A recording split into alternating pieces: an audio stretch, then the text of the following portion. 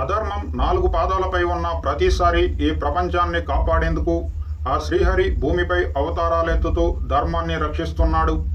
మానవత్వం మంట కలిసిన సమయంలో దుష్ట శిక్షణ కోసం 10 అవతారాలెత్తాడు.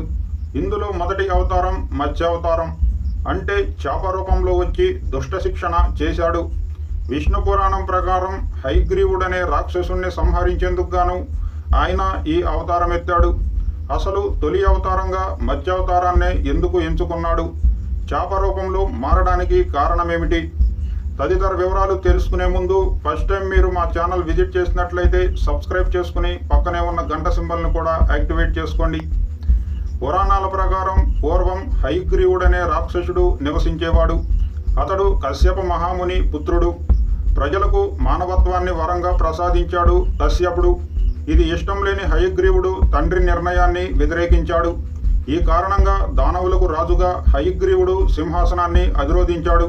సాధారణ ప్రజలు రాక్షసుల కంటే శక్తిమంతులు కాకుండా అడ్డుకునేందుకు అన్ని విధాలా ప్రయత్నించాడు. యజ్ఞయోగాదులను ధ్వంసం చేశాడు. ప్రజలను తీవ్ర ఇబ్బందులకు గురి చేసేవాడు. దానవ కులాన్ని అత్యంత ఉన్నతమైనదిగా నిర్మించాలని అతడు భావించాడు.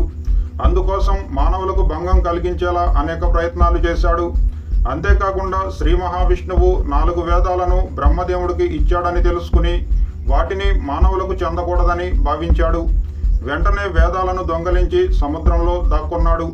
పరమ పవిత్రమైన ఆ వేదాలు ధర్మాన్ని రక్షించడమే కాకుండా సమస్త మానవాళిని ముందుకు నడిపించే మార్గనిర్దేశకాలు. అందువల్ల వీటిని ఎలాగైనా రాక్షసులకు దూరం చేయాలని విష్ణువు తన తొలి అవతారాన్ని ఎత్తాడు. చేపరూపం అవతారమెత్తి సముద్రంలో దాగి ఉన్న హయగ్రీవుడును సంహరించి వేదాలను తిరిగి సాధిస్తాడు. ఆ 4 వేదాలే ఋగ్వేదం, యజుర్వేదం, సామవేదం, అథర్వణ వేదం. ప్రపంచానికి ధర్మాలను వెలుగెత్తి చెప్పే పరమ పవిత్రమైన గ్రంథాలు ఇవే.